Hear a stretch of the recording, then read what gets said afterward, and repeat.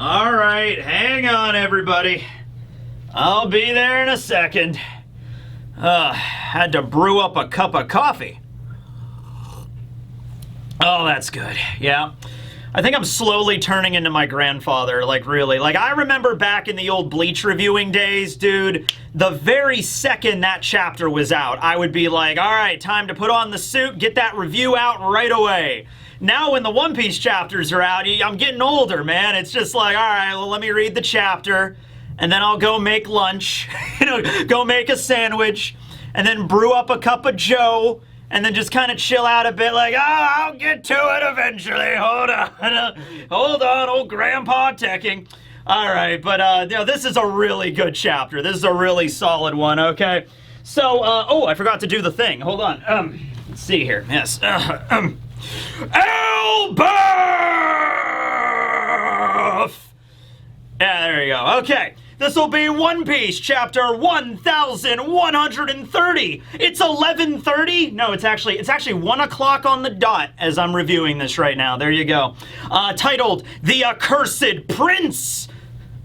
So is it Vegeta? Is Vegeta gonna be in this chapter? At the end of the chapter, do we find out it's Vegeta this whole time? Because you know what? I can roll with this. I can make that work. Oda, not crazy. Not an insane idea, really, in the world of One Piece. Vegeta shows up, and Luffy has to figure out a way to deal with him. Let's explore this. So it's like, all right. So we continue on Oni-Child Yamato and the Holy Inari Shrine pilgrimage. I don't know when we're going to get to the Inari Shrine, all right? It's 17 volumes into this already. At any rate, Yamato and Tama have fallen asleep in Amagasa Village, and the mysterious individual that has been kidnapping people all up and around the Kuri region of Wano steals Yasuie's sword, the sword that Yamato was entrusted to bring back to the shrine in the Hakumai region, has been stolen now. And you know what? Like, Yamato, you really have nobody to blame here but yourself, okay? Like, literally, Yamato was out in the woods, and then somebody was almost kidnapped, and Yamato stopped the kidnapping, and like, okay, I'm gonna get to the bottom of this. I'm now going to go drink some soba, eat some soba, slurp some soba, and then proceed to have some onigiri with a talking dog, and then I'm gonna go hang out with Shinobu and Otama practicing ninja kunai knife throwing, and then I'm just gonna fall asleep in the middle of a forest. You know what this reminds me of? It's like in a D&D campaign when you really, really want your players to, go after a plot hook, like, hey, there's somebody, some shadowy silhouetted individual going around, kidnapping people. You guys should get to the bottom of that. Like, that's the adventure hook. And it's like, nah, I want to go over here and have some soba. It's like, all right, I guess you could have some soba. Now I want to go and talk to this talking dog. It's like, all right, it is a talking dog. That is fair. Now I'm going to go over here and it's like, oh, there's some people practicing ninja training. Oh, I want to go see what that's about. All right, then we're just going to long rest in the middle of the forest. It's like, all right, you know what? The shadowy, mysterious individual sneaks into your camp in the middle of the night. You don't detect anything, steals your shit. So now you're going to wake up and you need to get this going, all right? So Yamato's going to wake up and be like, oh, the sword. I guess I should probably deal with this now. So we'll see what happens after this, but that is kind of funny. All right, so we open up the chapter aboard the Great Eirik. So this is the ship of the Giant Warrior Pirates, the original Giant Warrior Pirates, not the new Giant Pirates, the new generation of Giant Warrior Pirates. We got Frankie taking charge, and you know what? It's about damn time. I'll say what about what. Without Luffy and Zoro there, somebody has to take charge. It's not going to be Brook, it's not going to be Robin. I would probably say it's between Jinbei and Frankie, but Frankie's the man for the job. He's the super leader now. And he's like, listen up, warriors of ELBAPH. We're calling off the search. There's no point. We can't find him. Don't worry. I know my captain. Zoro, Sanji, Nami, Usopp, and Chopper, they will be fine. We'll go to ELBAPH and we'll rendezvous with them there. Yeah! Good job, Frankie. By the way, I'm really hoping, I know the Straw Hats change outfits a lot in the arcs as of late. I'm really hoping Frankie keeps this outfit the entirety of ELBAPH because it's one of his best. This might be my favorite Frankie outfit ever. He's got an awesome leather jacket, like biker jacket, golden chain, and a cowboy hat. Oda, you struck gold with this one. Just keep Frankie in this outfit, seriously. It looks like an outfit from, he had a similar outfit in Film Red that he wore at the very end. It was really cool. Frankie in leather jackets just work, okay? So anyway, Dory and Broggy and the rest of the Giants are like, what? You want us to just call off the search for your friends? I mean, they're your friends. Don't you want to find them? And yeah, the Straw Hats kind of come to the same conclusion we all did. It's just like, look, like, they're gonna be fine. This happens a lot, actually. It actually happens like every story arc where the crew gets broken up. So, you know, it's like we've done our due diligence here. We've searched around. I'm sure they, you know, did like circles, you know, with the Great Eirik in the surrounding area. They couldn't find anybody. Oddly enough, they do not mention the phenomena of the sleeping mist that Road mentioned in the last chapter. Like, oh, they must have sailed into the sleeping mist, and that must be why they all fell asleep. You think this would be a phenomenon well known to the Giants, yet the Giants don't bring it up. It's just like, oh, I wonder if we sailed into the sleep mist area. Nah, that couldn't be it. You know, they don't even bring it up at all. So I'm a little bit dubious on whether or not that's like, I'm sure it's a thing because Road mentioned it in his flashback when it was just himself, so he would have no reason to like not like to lie at that point. He wasn't really talking to anybody but himself there. So I'm guessing it's a real thing, but they just don't mention it, right? So Robin is pretty chill. Jinbei's pretty chill. Brooke is pretty chill. They're all just like, yeah, I mean, like, we've done what we can do. Let's just go to ELBAPH and just wait for them there. Jinbei even mentions that he was using his ability to communicate with the whale sharks in the area, because Jinbei, it's very interesting. So Kami, as a mermaid, was able to communicate with fish. Remember, she did that way back in Sabaody. However, not all fishmen have that same ability. Jinbei's kind of unique, and Crocodile even brings it up when they were leaving Impel Down, and Jinbei summoned the whale sharks to help them get away out of the calm belt. Crocodile was even like, that's a little bit unusual for a fishman to communicate with fish. And Jinbei's like, what are you saying? He's like, I'm not saying anything. And that's how that conversation kind of went. But Jinbei was like, even like, I'm talking to the sharks in the area. They're looking around. They can't find them. We can't find them. Brooke brings up, hey, we only got a set amount of food on the ship. Luffy ate like at least 40% of it, right? And the Giants are pretty hungry. So they even bring up, it's just like, oh, okay, well, I guess we'll just go to ELBAPH as normally planned. Let's all raise our glasses to our homecoming, men. And then they're like, but captains, we don't have any food or booze. We're all out. It's like, oh, dang, yeah. I mean, keep in mind, Luffy had to refill on food when they were still at Egghead. So before they even left the island, Luffy was already chowing down. Then they had a big celebration and they got wicked drunk. And then it's been, you know, X amount of hours, if not a day or so, since they've been searching around the Grand Line trying to find everybody. So, yeah, they're going to exhaust their food supply. You know, Giants eat a lot of food, right? So it's like, all right, we're just going to go back to ELBAPH, rendezvous there, we'll figure it out. Okay, and we'll see these Straw Hats on the Great Eirik a little later in the chapter, but now we cut back to the Straw Hats escaping the castle, the giant prison that Rodo had them imprisoned in. In a prison cell. Yes, there you go. So, this is interesting. Keep an eye on the cat. Keep an eye on the Is-Cat, because it just disappears. So, Luffy busts through the wall with Mini Gear 4th Kong Gun. You see a big giant crack in the side of this tower. Straw Hats jump out of the hole. It is a snowy wonderland. They land in an ELBAPH winter, which sounds awful. It's just, you don't want to get stuck in an ELBAPH winter, right? They exit. As soon as they leave, there's a pine tree right next to them, and Luffy's like, whoa, look at the size of that tree! This must be thousands of years old. And it's crazy because the tree that was the model of Yggdrasil in the model city already was pretty big. They leave and they immediately see a tree that is like several hundred times bigger than that model was, right? So much so that Luffy is like, oh, this must be an even more ancient tree. But then they look around and it turns out this is not Yggdrasil either. This is just a generic pine tree that's just growing in ELBAPH. And so there's a bunch of them all dotted around. So we get a zoom out and we see where the Straw Hats are exactly. So this prison was a castle that looked looks very similar to the big Stein castle that was in the Lego city. So Roto obviously built this castle, built the big Stein castle in the model off of this castle. It's like a miniature replica of that. This also appears to be where like Roto is living. So he lives in like an old prison on the edge of town. That guy was a weirdo, right? And they're outside, and it's just like a very, to a human it would be big, but from the perspective of a giant, there's really not a lot of space. It's like there is the castle on top of a mountain, and there's a little bit of space in front of the castle, but there's really not much of like a courtyard or anything like that. There's a couple of pine trees growing around, but that's it. And then there is a giant rope bridge. I'm gonna say the word giant a lot in ELBAPH. It's gonna have to happen, right? I shouldn't even bother to say giant at this point. Just assume that every object I describe is giant sized, you know? They see a rope bridge from the castle going all the way up into what just seems like the clouds, and you see a shadow in the distance, which is the actual Yggdrasil tree, and it is huge, so big that it's, it stretches above the clouds, and it kind of blacks out the sun, and it's just like, it's the middle of a snowstorm anyway, but it goes even above the clouds, right? So the Straw Hats come out, and they see that, and it's like, man, it's cold out here, and there's this bridge, and then there's a huge tree, and then there's a bigger tree, and then Nami is like, wow, this whole area is just making me dizzy, like the proportions of everything are just so dizzying. And then Sanji's like, yeah, I know, I feel that way every time I look at you.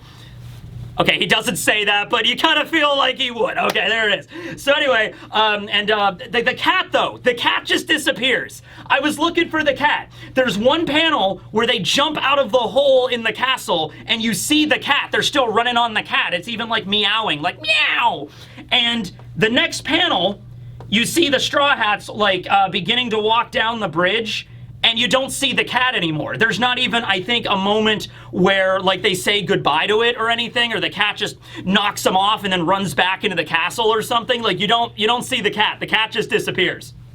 So I didn't even notice that the first time I was reading through. I was just like, yeah, wait, weren't they on a giant cat? What happened to that? So anyway, yeah, maybe they'll include probably that in the anime of the cat running off or whatever. But anyway, so they're looking at the rope bridge. They're about to cross it because that's like really the only thing they can do here because they're on top of this mountain, and they're obviously not going back in the castle. So it's like, all right, let's go on the rope bridge. But then they realize that there are some giants walking across the rope bridge, and there's two of them. Okay, so they're kind of like, whoa, let's hide, all right? So these two giants that are walking across the bridge in the middle of this blizzard to the castle where Road lives are none other than the two other members of the Giant Warrior Pirates. We have Gerd, who is the doctor, and then we have Goldberg, who is the chef, okay? The other members are Hyrudin and Stanson, and we know Hyrudin pretty well. Stanson was the giant that was at Sabaody that was captured by the bounty hunters and that got thrown in the auction house with Rayleigh. He got out and then thanked the Straw Hats, grew an epic beard, has a hammer, and he's the shipwright, okay?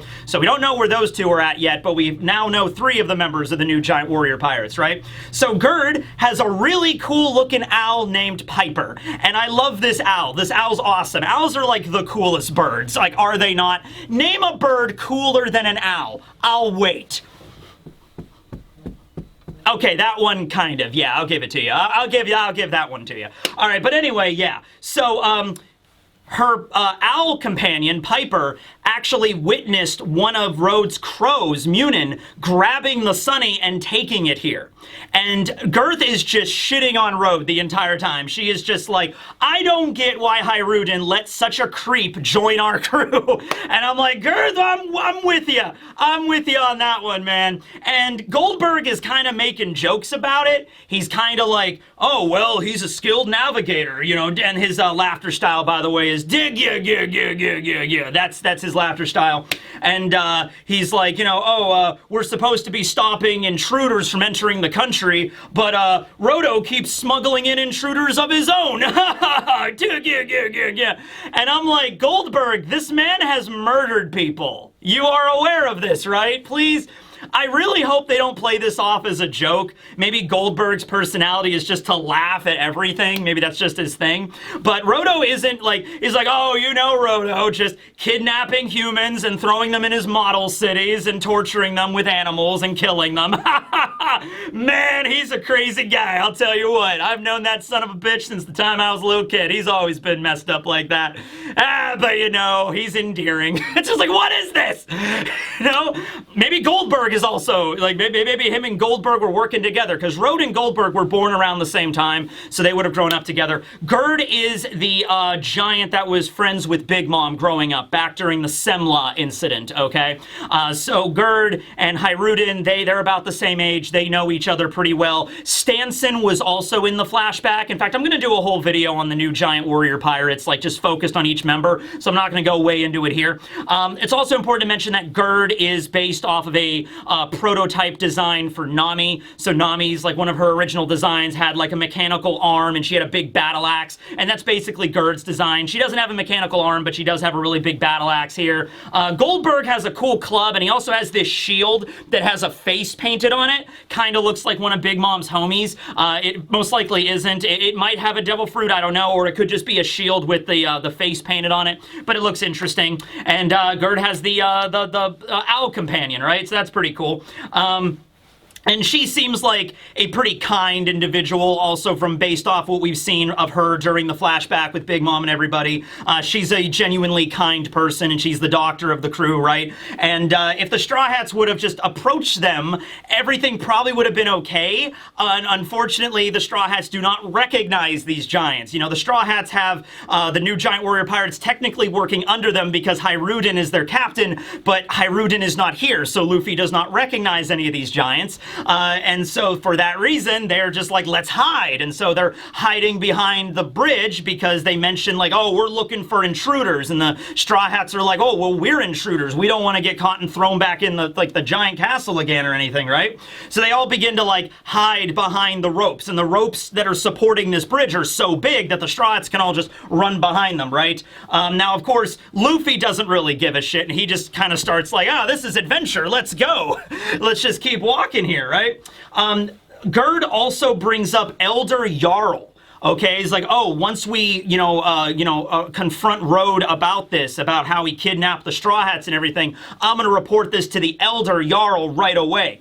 Jarl and Yorl were the two giants that were also in Big Mom's flashback. And they were old giants back then. They were like in their 350s at that point. So there was Lord Mountainbeard and Lord Fallbeard. Fallbeard was the one that was killed by Big Mom at the age of like 5, all right? Had his skull cracked in by a little girl wearing a pink muumuu. That was how the epic warrior Lord Fallbeard fell.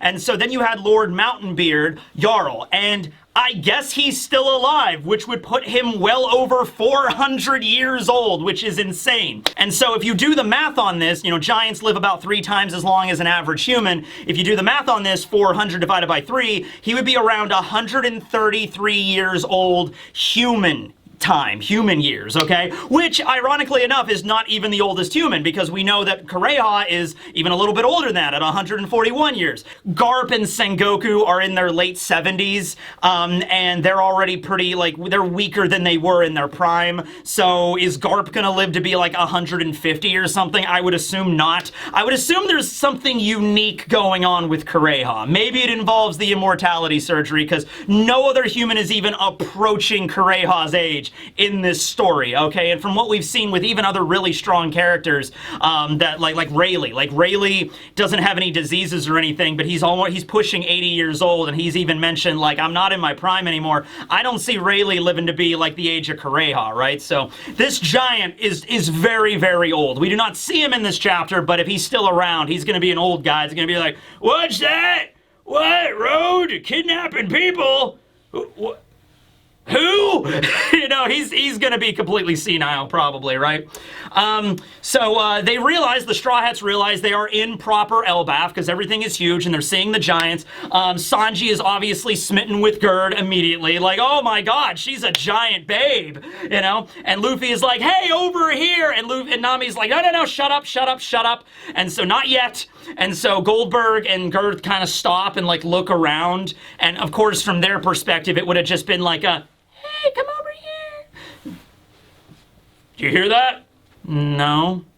It must have been just the wind. Yeah, it's always just the wind. And then they proceed to go to the castle, so they don't confront the Straw Hats, which would have been really interesting, because the way that conversation would have been like Gerd immediately recognizing everybody, like, you're the Straw Hat Pirates. Yes, we are. Cool. Hirudin's our captain. He swore allegiance to you.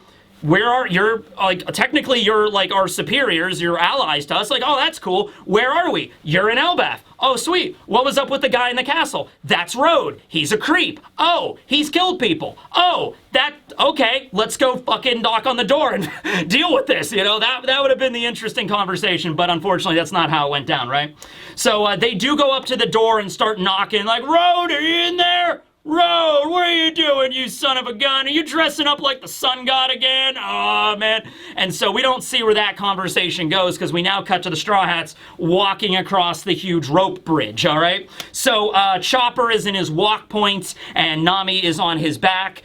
They mention that just because of the scale of this bridge, it's a pretty stable rope bridge, but because it's meant for giants, the individual planks are, like, separated by several feet. So, like, imagine this. Imagine walking on this huge bridge above a forest in the middle of a blizzard, and the forest is filled with giant Fenrir wolves that are down there, right? Looking crazy like the Impel Down level 5 wolves, just scaled up to huge giant proportions, right? So you're walking on this wooden platform, and every few feet you gotta jump, like, I don't know, like 5 feet or something like that. So it's like a 5-foot jump like every single time. Remember those old platforming games back in like the original PlayStation era?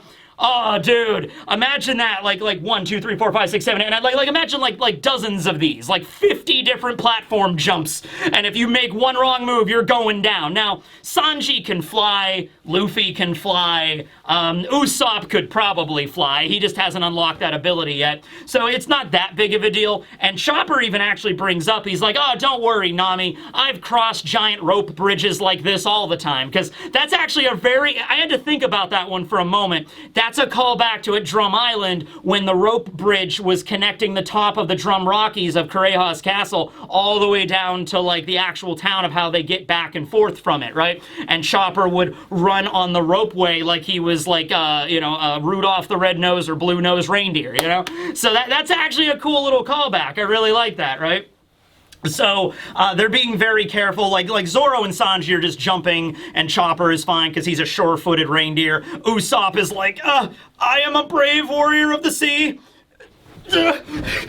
No rope bridge will be my undoing, you know. Luffy, meanwhile, is like, my adventure senses are tingling. Zoro, do you feel that? And Zoro's like, yes, I sense a disturbance in the force. So ever since, like, even back when they were in the model, Luffy was using his observation to sense something. Like, he's feeling goosebumps. Like, the hairs on the back of his head are, like, standing up. Like, somebody is shouting. Somebody is yelling something. And I can sense it clear as day.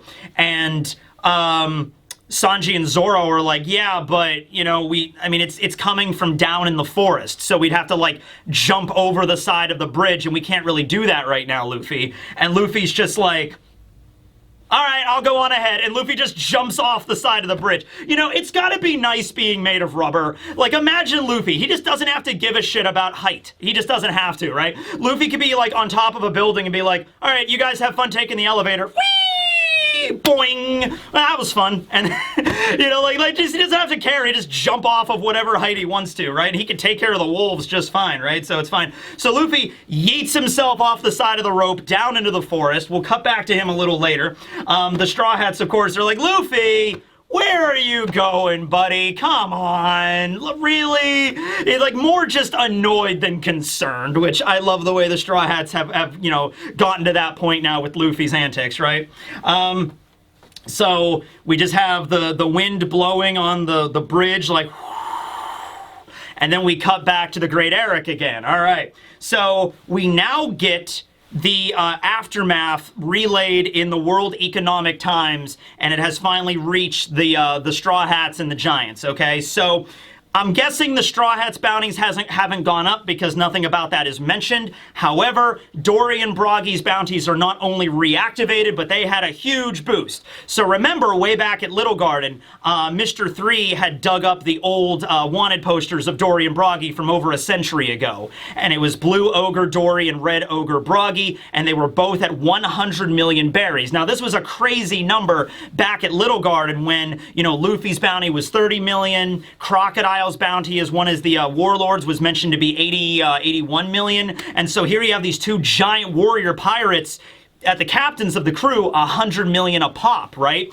So, you know, those were old wanted posters that were really outdated and everything. However, these are the updated ones. And the story that Morgan's printed was the giant warrior pirates have resurged after 100 years of slumber. They attacked Egghead and assisted Luffy in killing Dr. Vegapunk. So Vivi was very against that story being published, but Morgan's went ahead and published it anyway. It was published that Luffy straight up killed Vegapunk, and the giant warrior pirates were there to help, okay? And so their bounties are now 1.8 billion apiece.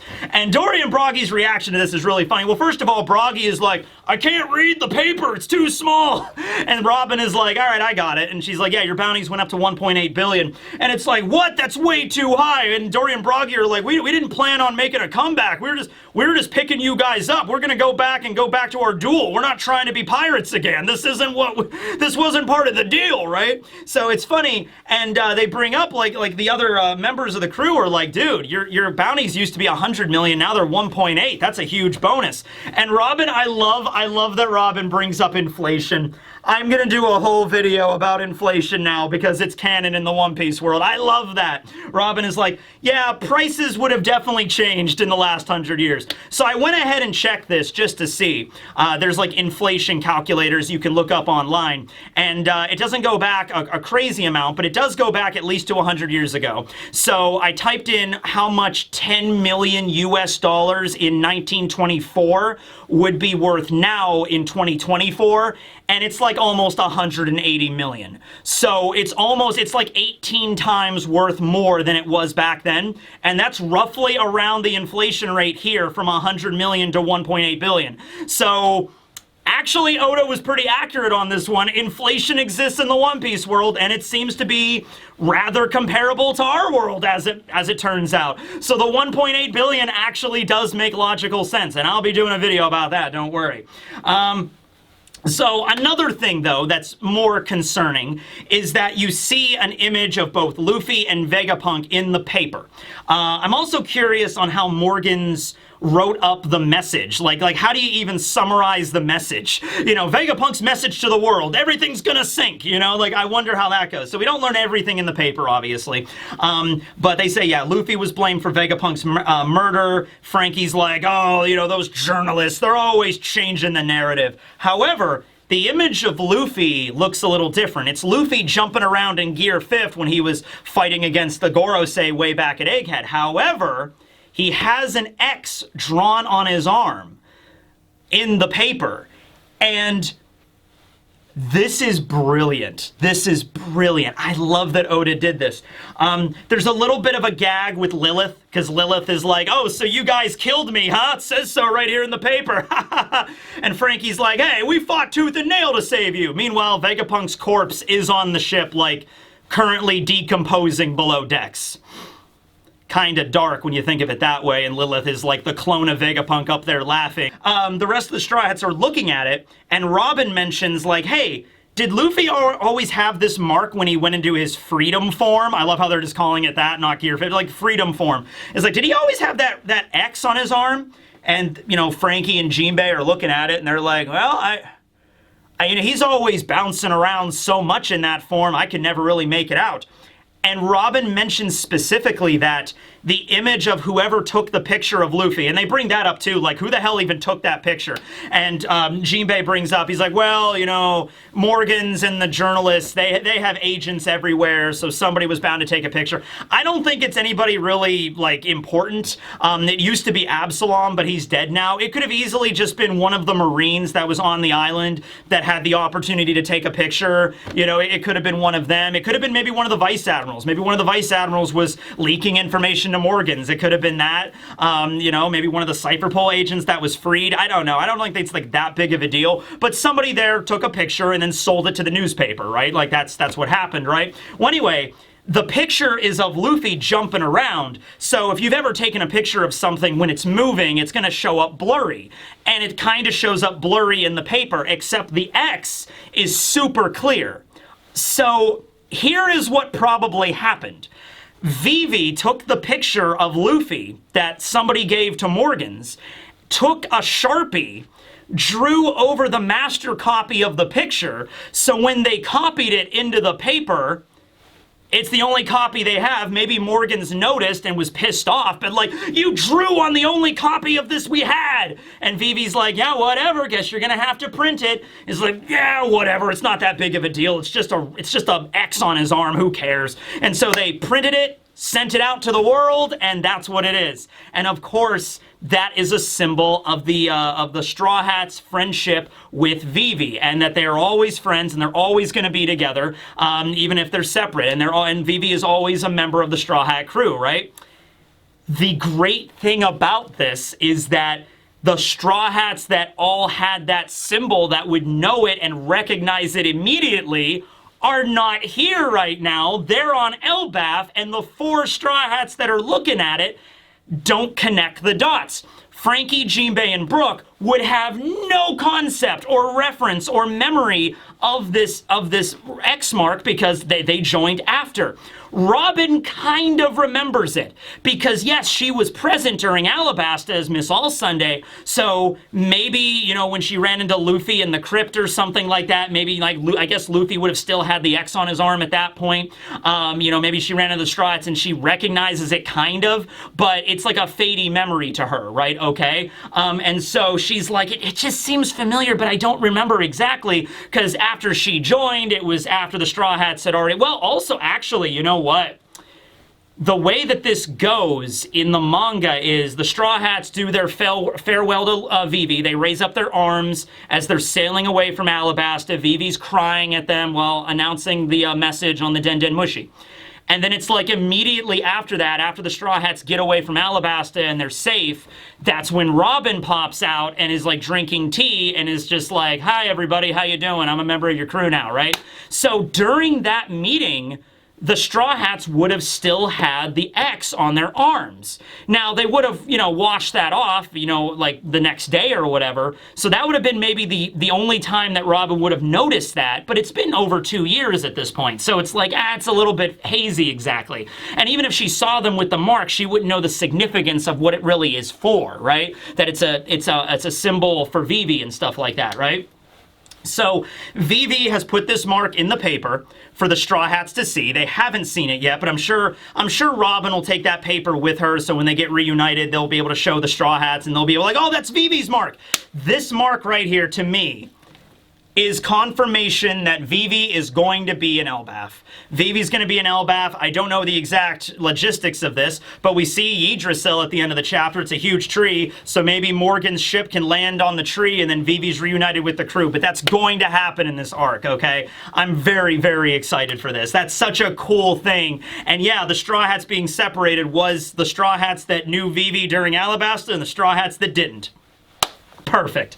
Broggy's like, oh yeah, I also hear that Hyruden is a member of your guys' fleet now. Well, did you know that he's actually the king's son?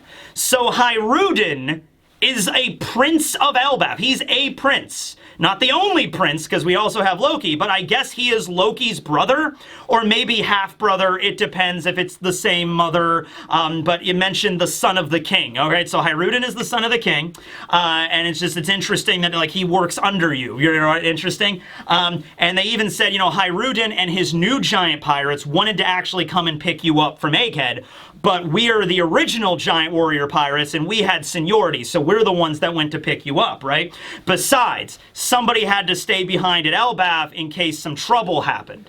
And the Straw Hats are like, trouble? What kind of trouble? And it's like, well, here's the deal. See, Heilruden isn't the only prince. He's not the only son of the king. We also have another prince, Loki, the accursed prince. He devoted himself to darkness years ago and was sentenced to death. He was so strong that they had to send all of the ELBAPH warriors together to grab him and chain him up. And Frankie is like, wait, what? They had to get all the warriors in ELBAPH to chain up one giant? How strong is he? Oh, he's very strong indeed, right?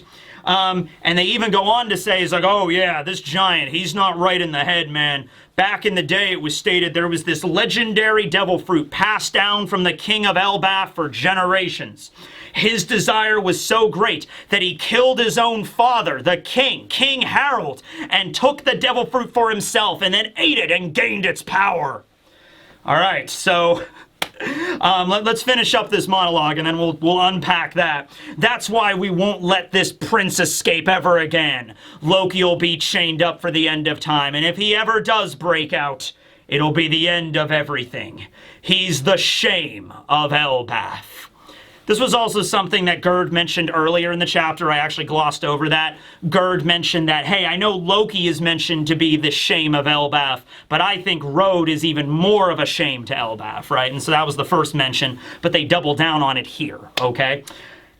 I wouldn't fall for it, because they're really, really throwing it at you that Loki is evil, and he's so evil he killed his father and stole a devil fruit, and I have a feeling it's going to be spun in a way where he's actually not. So that's just my opinion on that, because they're really driving it home on he's the shame of ELBAPH. Everybody hates him. He's awful. He's the worst. He killed his own father. And it's like, yeah, but did he? Did he, though? I don't know. I've just met this guy. We'll have to wait and find out, all right? So, King Harold. Unfortunately, it's not King Othin. But King Harold, interestingly enough, is Harold Fairhair, which, you know, from what I've read, had rather fair hair, was the first king of Norway that kind of unified all of the kingdoms of Norway into one thing. And this happened way back in the year, like around 850, around halfway through the 9th century. Now, Harold, or Harold, very common name in the Scandinavian countries. So if you go back and look through the records and read through the sagas and everything like that, there are a lot of mentions of like King Harold the First, King Harold Bluetooth, or King Harold the, you know, whatever, you know, he was, you know, King Harold the whatever. We ran out of, you know, fancy names for people. Vikings had really cool names, you know. In fact, Harold Fairhair's children, one of them was named Eric Bloodaxe. That's fucking cool, man. We need to bring back shit like that. I'm Eric Bloodaxe. Right, okay. And actually, he had another son that was like Havarkal the Good. So there you go. If you've ever read Vinland Saga, Canute had a brother named Harold. Didn't work out great for him, but he had a brother named Harold, right? So it pops up every now and then, and you can read into, like, you know, Norse history and stuff like that. Now, there's not a lot of information about Harold Fairhair, but maybe that is the reference that Oda's making here, because he was, like, a very prominent king that apparently united Norway, and this was right at the beginning of the Viking Age. The Viking Age kind of started in the late 8th century, and this was in the middle of the 9th century, so, you know, about, like, 50 years later. So it might be the reference there, not really sure. But yes, if Loki is freed, the ELBAPH will be destroyed, is kind of the reference that these giants are making. And we see a silhouette of Loki sticking his tongue out, looking all Doflamingo evil, okay? So with that being said, we now have the 2 double-page spreads to end out the chapter. And boy, howdy, are they intense, all right? You might want to buckle yourselves in for this one, ladies and gentlemen. We're about to hit Mach 1, okay? So Luffy lands in the forest, wanders around for a bit, and he reaches the base of Yggdrasil, the bottom of the great trunk of the great world tree, and chained to the bottom of the tree is the Prince of ELBAPH, Loki. And Loki's appearance is so goddamn cool. It's like in TFS with Broly, and Vegeta's like, oh my god, he's just so cool! Like, this is Loki. Alright, I can't even properly describe it, but I'm gonna try to, okay? Black helmet, giant horns coming out of it, bandages over his eyes, cool beard, he has the tassels and braided hair, I think he has blonde hair, chains running all over his body, sitting on the snowy ground, he's got a belt buckle with a skull wearing a crown, axe on his back, so I guess when they grabbed him and chained him up, they didn't even have time to take his axe away from him, and they just chained him to a damn tree, And so Luffy just approaches this guy, and he's just massive. So he's kind of like laying with his legs spread in the snow, and Luffy's just walking right in the middle, like kind of right up to his crotch, honestly. And Loki's like, he's blind. He has his eyes covered with bandages, but I'm assuming he can hear, and he has really good observation hockey. And he's like, state your name. And he also has his tongue sticking out whenever he's talking. And, this is a person asking Luffy to introduce himself, so we all know about that. It's, hey, how you doing? I'm Monkey D. Luffy, Kazuko Oni, Orowanar. I'm gonna be king of the pirates. Nice to meet you. And then Loki is like, king, huh? And Luffy's like, yeah, of course, king. Where are we right now? Who are you? What's going on here? And Loki, in the last double-page spread, as we pan out and we see an epic view of the entire island of ELBAPH, Loki says, "This is Warland, the mighty kingdom of ELBAPH. They say it's the birthplace of war, and I am the sun god who will bring about the end of this world." Loki! End of chapter, and we're gonna go on a 2-week break from here on out. So, yeah, Oda definitely did not leave us wanting, though. He gave us a whole feast before he decided to take a break. All right, where do I even start with this? Okay, let's look at what ELBAPH looks like. Geography is everything.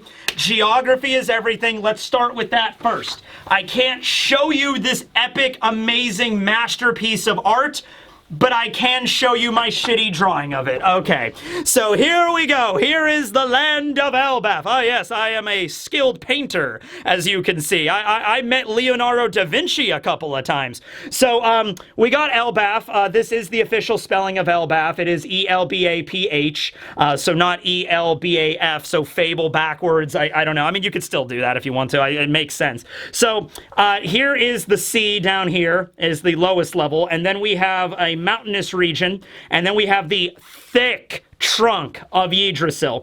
This right here is the castle the Straw Hats were in. This is Rhodes Castle with the Lego City, and this is a rope bridge that was extending into the first layer of the canopy of Yggdrasil. Going up, you have a second layer. There are clouds, by the way, all over this thing. There are clouds even down here, up here, up here. So this thing is well and truly into the sky, well, maybe even reaching the levels of Sky Islands. I do not know.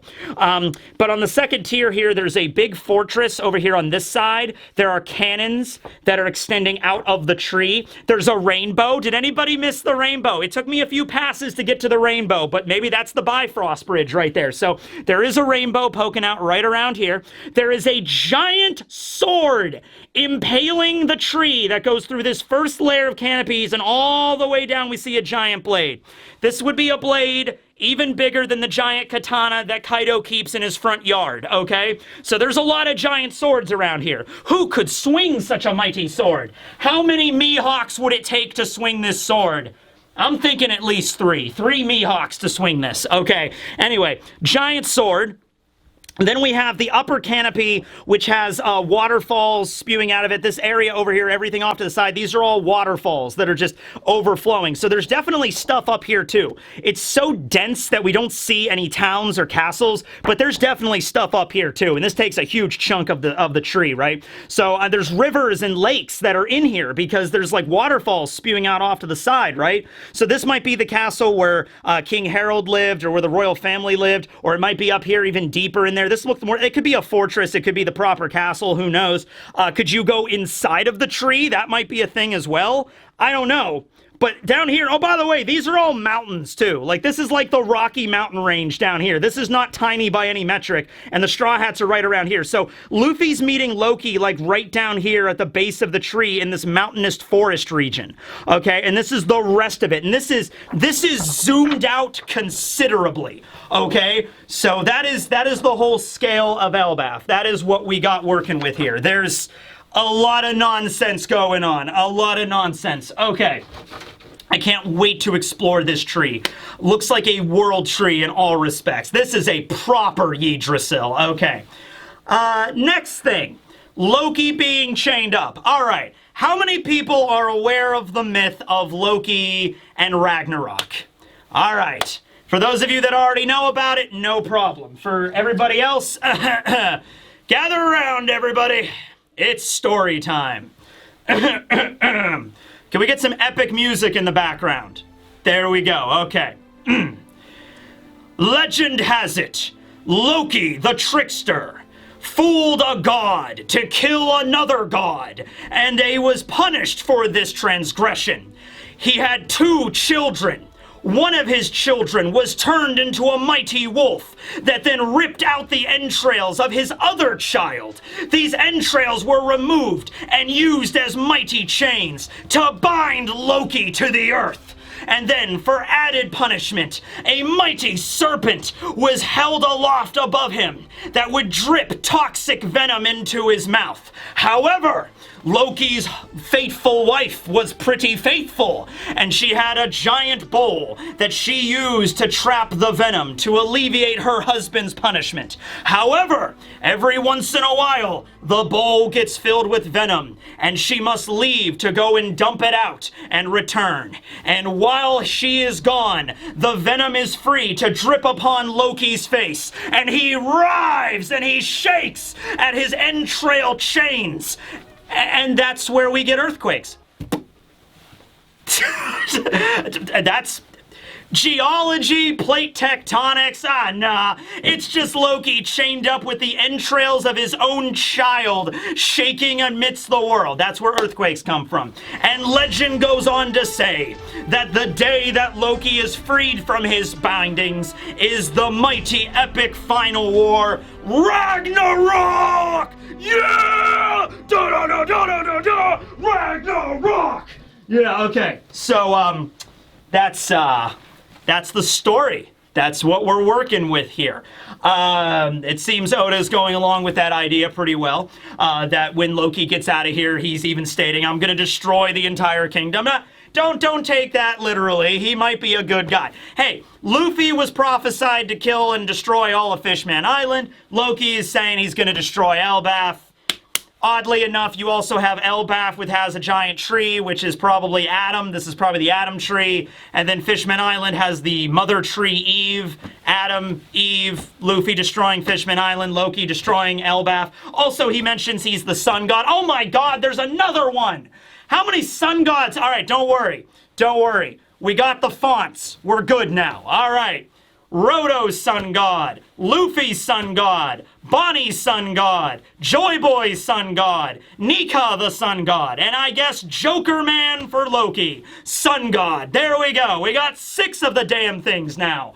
You know, I think Oda's doing this on purpose at this point because how many sun gods are popping up. He might be trying to do a thing that's like, oh, hey, don't trust whoever somebody claims to be a god or a deity. You know, they're a dime a dozen. People keep claiming to be the sun god. Nobody mentioned the sun god in One Piece really up until Wano, and now all of a sudden there's so many of them, right? So this might be a whole deal that we're going to explore during this. Also, we see Luffy's straw hat on his back here. It's not under his helmet. It actually is on his back, so that's something to bring up.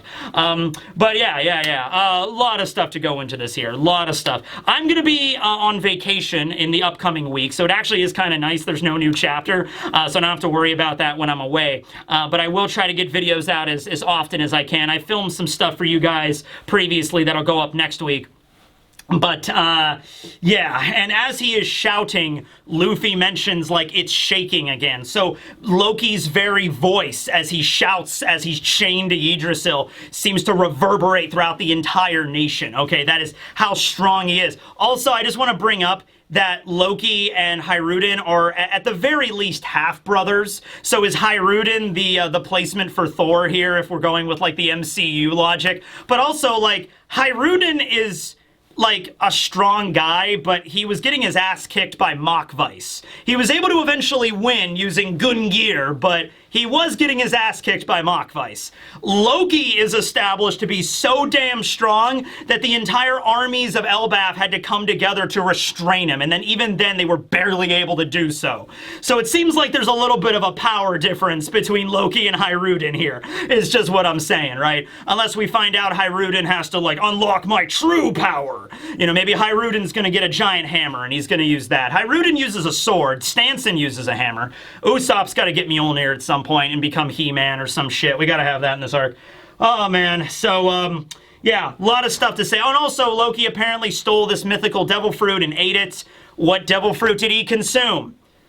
Luffy got the Sun God fruit. Maybe this guy got the Gumu Gumu no Mi. Like, maybe there is an actual Gumu Gumu no Mi, and Loki ate that one, and he thinks he is the Sun God because he has the rubber fruit. Meanwhile, Luffy thinks he's the rubber man, but he's actually the Sun God. Makes sense to me. It's going to be a long 2 weeks, but once we get out of this, trust me, as we get more into the holiday season, when we get more into, I guess, November, this is going to be an adventure we are not going to forget, trust me. And I really hope, and I think the setup here kind of shows, we're going to be in ELBAPH for a while, ladies and gentlemen. Don't worry about it. All right, thanks for watching. Teching, signing out. Where's my coffee? There it is.